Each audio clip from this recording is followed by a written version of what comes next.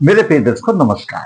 प्रिय दर्शकों, ऋषि ज्योतिष में मैं आपका दिल से स्वागत करता हूं और आपको धन्यवाद भी देता हूं कि आप मेरे वीडियो बड़ी उत्साह से देख रहे हैं। आपसे आग्रह भी करता हूं, भाई अच्छा लगता है तो आप लाइक कर दें, दो शब्द कमेंट्स बॉक्स में लिख दें, ताकि ये हो जाता है कि मेरा वीडियो आप लोगों को कुछ पसंद आया। दर्शकों, आज एक बहुत ही महत्वपूर्ण वीडियो पर आपको लेके चलता हूं। ज्योतिष में शुभ अशुभ योग तो सभी की कुंडलियों में होते हैं, लेकिन वो फलित किस समय पर होता है। अगर जैसे मान लिया जातक बचपन है, बालक बचपन में है और उसकी शुभ दशा चली गई, योग कारक दशा चली गई, तो उसको उस टाइम तो उसका कोई फायदा तो नहीं मिलेगा। अच्छा राजयोग हो, वो दशा चलेगी। तो दशाओं का बहुत ही महत्व है। और कोई ऐसी दशा आ जाती है, अशुभ दशा आ जाती है, तो वो भी परिस्थिति क्या है आदमी की, उस परिस्थिति के आधार पर ही उस योग का फल मिलेगा। जैसे मान लो अगर किसी की कुंडली में तलाक योग है, अगर तलाक योग है तो विवाह होने में भी परेशानी आएगी। और अगर विवाह हो गया और शुरू में ही वो दशा का अंतर आ गया तो निश्चित तलाक हो जाएगा। लेकिन अगर वृद्ध अवस्था में आएगा तो झगड़ा होगा, वो फिर तलाक होके कहां जाएगा। तो मतलब परिस्थिति के आधार पर ग्रह फल देते हैं, उनकी दशाएं कब आती है। ऐसे ही शुभ अशुभ योग आते रहते हैं। उनमें से एक योग है शुक्र मंगल और केतु, इन तीनों की युति। दर्शकों, शुक्र मैं हमेशा बताता हूं देवी है, लक्ष्मी है, माता है, धन का कारक है, धन भी है। कारक तो गुरु है, लेकिन धन है, स्त्री है। उसके साथ साथ पुरुष जातक के लिए शुक्र विवाह का कारक है, साथ साथ भोग विलास का कारक है, गुप्त अंगों का स्वामी है। जिसका कहते हैं कुंडली में जिसका शुक्र अच्छा है तो जीवन सार्थक हो जाता है, और शुक्र खराब है तो जीवन भी बिगड़ जाता है। और वो दशा कब आती है बिगड़ने की, वो दशा के ऊपर है, उसी के आधार पर प्रभाव मिलता है। दूसरी तरफ हम देखते हैं तो मंगल ऊर्जा है। हम हमेशा कहते हैं कि शुक्र और मंगल इस तरह से है जैसे पेट्रोल और माचिस की डब्बी हो, गैस लाइट। क्योंकि शुक्र भोगविलास का कारक है, दाम्पत्य सुख देने वाला है, पुरुष के लिए विवाह का कारक है, तो मंगल ऊर्जा है। अगर उसकी दशा शुरू में आ जाती है तो हमारे बच्चे विवाह से पहले इधर उधर भटकते हैं, प्रेम प्रसंग में फंस जाते हैं। अगर ध्यान रखा तो कुछ भी नहीं होता। भाई देखो, ऐसा है, मैं आपको एक उदाहरण देता हूं कि हो सकता है उस उदाहरण को कुछ इलाके ऐसे जो नहीं समझेंगे। आंधी तूफान जब आता है, आप राजस्थान की बात ले लीजिए, हरियाणा की बात ले लीजिए, या और कहीं की बात ले लीजिए, तो जब आंधी आती है तो उसमें धूल उड़ती है और तेज आती है आंधी तो आदमियों को भी उड़ा देती है। मैंने अपने देखा है कि दिल्ली में एक बार चक्रवात तूफान आया था कि नीचे खड़े हुए स्कूटर जो थे ऊपर छतों पर पहुंच गए थे। वो मैंने अपनी आंखों से देखा है। तो कहने का मतलब यह है, जब आंधी आती है आंखें बंद करो और नीचे बैठ जाओ। आप गिरोगे भी नहीं और आपकी आंखें भी खराब नहीं होंगी। और जब आंधी चली जाती है तो खड़े हो जाओ। वही है प्रभाव। अपनी कुंडली में जानो कि मेरा दोस्त किस किस्म का है, कब आ रहा है। तो जब अगर अशुभ दशा कोई आ जाती है तो उससे बचो, उसके उपाय करो, वो दशा चली जाएगी, आपका कुछ नहीं होगा। अगर आपने ध्यान नहीं दिया तो आपका जीवन निरर्थक बन जाएगा, बड़ी परेशानी आ जाएंगी। और कभी कभी तो ऐसी उम्र हो जाती है, बराबर के बच्चे हो जाते हैं, फिर क्या करें। तो आप सोच समझते हैं, घर गृहस्थी में, समाज में फिर कितनी परेशानियां आ जाती हैं। शुक्र मंगल की युति एक अत्यंत जटिल, तीव्र और मिश्रित प्रभाव देने वाली युति है। यह प्रेम, रिश्तों को, कामुकता को और भौतिक सुखों को दर्शाती है। और दूसरी तरफ केतु अलगाववादी ग्रह है, तो अलगाव के लिए भी भ्रम भी पैदा कर देती है, जिससे जीवन में संघर्ष बनता है। वैवाहिक या प्रेम में असंतोष की स्थिति आ जाती है। अगर उच्च आध्यात्मिक झुकाव हो तो साथ में चोट भी लगने का खतरा रहता है, ऐसा है। अगर उच्च आध्यात्मिक चला गया, आध्यात्मिक की तरफ चला गया, क्योंकि तो आध्यात्मिक भी दे देता है, तो फिर वैराग की तरफ हो जाता है, वो भी एक बात है। और फिर मंगल और केतु दुर्घटना के कारक हैं, दुर्घटना भी हो सकती है। ये कहीं भी हो, 12 भावों में, मैं सामान्य तौर पर बता रहा हूं, कहीं भी हो सकती है। आपकी 1 से लेकर के 12 भाव तक कहीं भी हो सकती है। यह युति प्रेम प्रसंग, वैवाहिक संबंधों में गलत फहमी, भ्रम डालती है, भ्रम पैदा करती है, जिसको कि या अधिक अपेक्षाएं या प्रेमी के साथ दूरी पैदा कर देती है। दोनों का मतलब एक ही है। अत्यधिक कामुकता भी आ जाती है, और या फिर वैराग की तरफ चला जाता है, यह भी एक बात है। तो वैराग की स्थिति कैसे आ जाती है? कामुकता आ जाती है, और फिर शादी नहीं होती है, फिर मन यह हो जाता है और ये जीवनदारी ऐसी है, फिर वैराग की तरफ चला जाता है। तो अधिक इच्छा, और जब इच्छाएं पूर्ति नहीं होती तो वैराग की भावना भी जागृत हो जाती है, भौतिक चीजों से नफरत करने लगता है, ऐसी भी स्थिति उत्पन्न आ जाती है। ऊर्जा है मंगल, आकारात्मक है, ऊर्जा है, तेज है, और केतु साथ में मिल गया तो और अधिक ऊर्जा बढ़ जाती है। बिना सोचे समझे काम करने की प्रवृत्ति हो जाती है, सोचता नहीं है, और जातक जोखिम लेने के लिए भी तैयार हो जाता है। चल कुंडली किसी में भाव हो, 1 से लेकर 12 भाव तक हो।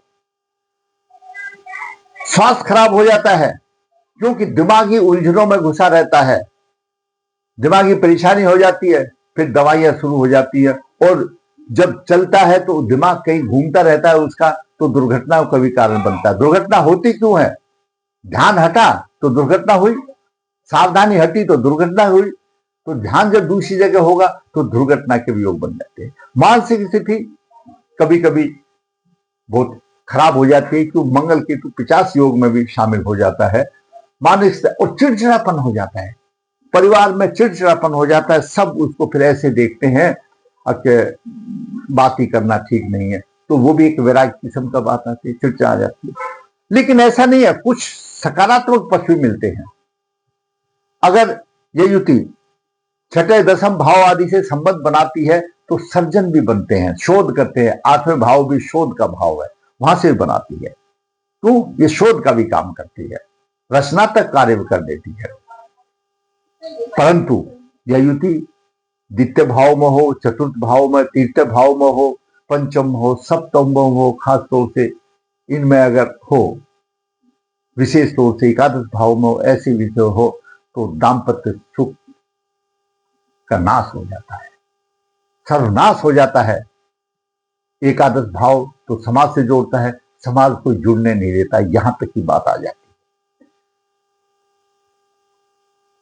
तो ऐसी स्थिति में परेशानी आ जाती है। ऐसी स्थिति आपको, जब आपके बच्चे हैं तो सबसे पहले देख लेना चाहिए, उसकी दशा कब आ रही है, उसका उपाय हर चीज का है, आप करके देख लो। उपाय करने से कुछ ना कुछ आपको राहत मिलेगी। इतना जरूर है, मेरा अनुभव है कि आपको इतनी सहनशीलता देगा ताकि जो अशुभ समय है वो पार से निकल जाएगा। ये मैंने अनुभव में देखा है। अगर कुछ नहीं मिला तो इतना तो जरूर मिलेगा कि आप टूटोगे नहीं, आपकी सहन शक्ति बढ़ जाएगी और वो अशुभ समय निकल जाएगा, जैसे मैंने आपको आंधी का कारण दिया था। अब विचार करते हैं कुंडली पर। शुक्र, मंगल और केतु की युति का प्रभाव नकारात्मक या सकारात्मक। जातक का जन्म 23/5/1977 शुक्ल पक्ष 5 पुनर्वसु चरण 3 सोमवार को हुआ।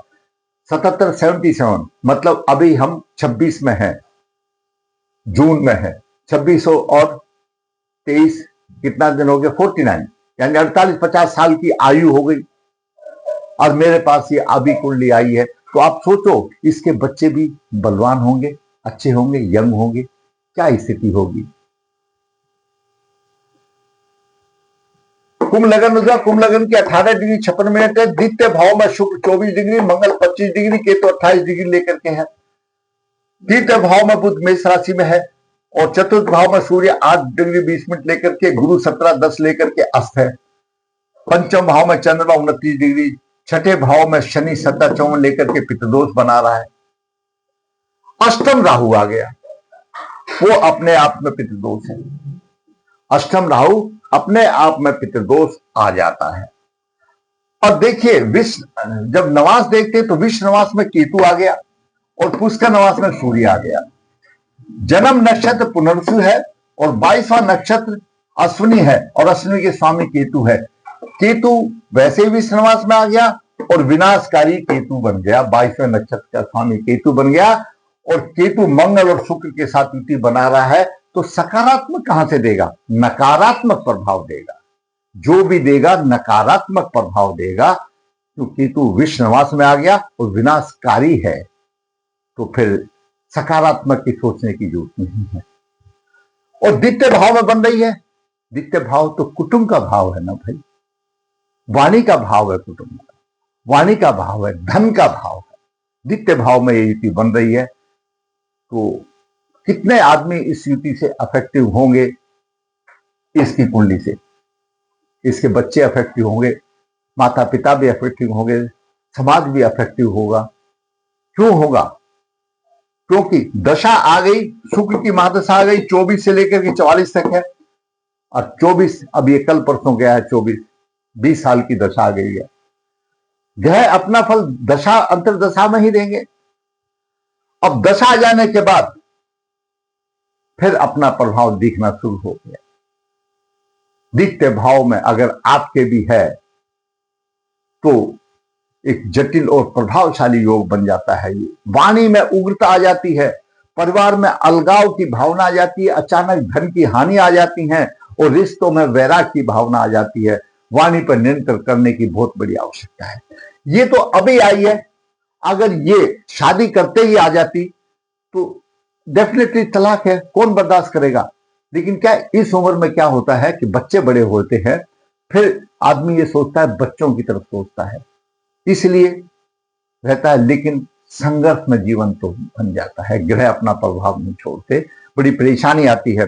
ऐसे भी देखने में आया है कि वैराग ले लेता है, घर से चला जाता है, ये भी कंडीशन आ जाती है। तो रोज सुबह से लेकर शाम तक घर का क्लेश होगा, तो कहीं ना कहीं अनहोनी बातें ये कुटुंब परिवार में बन जाती हैं इस योग की वजह से। परिवार में मतभेद हो जाता है, इस कुंडली से परिवार में मतभेद हो जाता है, अलगाव या वैराग की स्थिति, अनहोनी कोई ऐसी बात, उसकी भी स्थिति बन जाती है। धन की परेशानी आ जाती है, धन का भाव है, धन की परेशानी आ जाती है। शुक्र और केतु की युति, लाल किताब तो यहां तक बताती है कि अगर शुक्र और केतु की युति किसी की कुंडली में हो तो उसके पड़ोसियों का भी दाम्पत्य जीवन खराब हो जाता है। क्यों? उसमें हरकतें ऐसे हो जाती है, वातावरण ऐसा आ जाता है, अगर पड़ोसी भी प्रभावित हो जाता है। प्रेम और वैवाहिक जीवन में असंतोष मिलता है, अलगाव की स्थिति पैदा हो जाती है। अब बच्चे बड़े हो गए, अलगाव वाली तो बात छोड़ दो, तो असंतोष तो रहेगा। अगर ये स्टार्टिंग में ही आ जाती है तो फिर कोई बर्दाश्त नहीं करता, फिर अलगाव के अलावा कोई चारा नहीं है इस स्थिति का। तो मंगल और केतु उत्तेजना है। स्वास्थ्य भी खराब हो जाता है, जब आदमी की टेंशन रहती है तो स्वास्थ्य भी खराब हो जाता है। ये सारी बातें थी। और ये देखिए, ये अष्टम में राहु आ गया, ये तीनों ग्रह अष्टम भाव को भी देख रहे हैं। कष्टों की बौछार आ गई, परेशानी आ गई। अष्टम राहु वैसे ही परेशान है और राहु से चतुर्थ भाव भी पीड़ित है। यहां पर सुख खत्म हो गया है, लग्न छठे भाव में आ गया, पर पितृदोष हो गया और ये पितृदोष का पितृदोष शापित कुंडली हो गई। अष्टम राहु हो गया और ये सारे प्रभाव हो गए, शापित कुंडली होगी। और स्थिति कैसी आ गई? अभी 48-50 की आयु हो गई, बच्चे भी बड़े हैं, तो आप थोड़ा सा सोच कर समझ के देखिए, ऐसे में आदमी क्या नहीं कर सकता। सिर्फ एक ही उपाय है, अपनी वाणी को थोड़ा सा नियंत्रण में रखें, पितृदोष निकालें, क्यों आए थे ये, और गणेश जी की आराधना में पीछे ना हटें, गणेश जी की आराधना करें, और केतु के प्रभाव के लिए कुत्तों के लिए रोटी आदि का प्रबंध करें, कुछ उपाय करें। और दूसरा सबसे बड़ा उपाय, चाहे अपनी घर की स्त्री हो या दूसरी हो, स्त्रियों का सम्मान करना सीखे तो ये दोष कट जाएगा। कोई दो राय नहीं, ये दोष आते हैं मनुष्य के ऊपर और मनुष्य उपाय करके इनको काट देता है, लेकिन आपको करना चाहिए। और अभिभावक को मैं हमेशा ये कहता हूं, आप अपने बच्चों की कुंडली देख तो लो स्टार्टिंग से, या उस टाइम पर आएगी तो बड़ी परेशानियां आ जाएंगी। तो अनहोनी कोई कह के नहीं आती है, कब क्या आ जाती है, कब कैसे हो जाता है। तो ऐसे योगों का आपको उपाय कर लेना बेहतर होता है। जन्म नक्षत्र पुनर्वसु 22 अश्विनी नक्षत्र केतु विनाशकारी बन गया, और वैसे ही केतु यहां पर विनाशकारी हो गया, और वैसे ही केतु विष्णुवास में आ गया। शुक्र अष्टमेश के नक्षत्र में है, शुक्र रेवती नक्षत्र में है, और अष्टम में बुध की राशि है, बुध के नक्षत्र में है। हर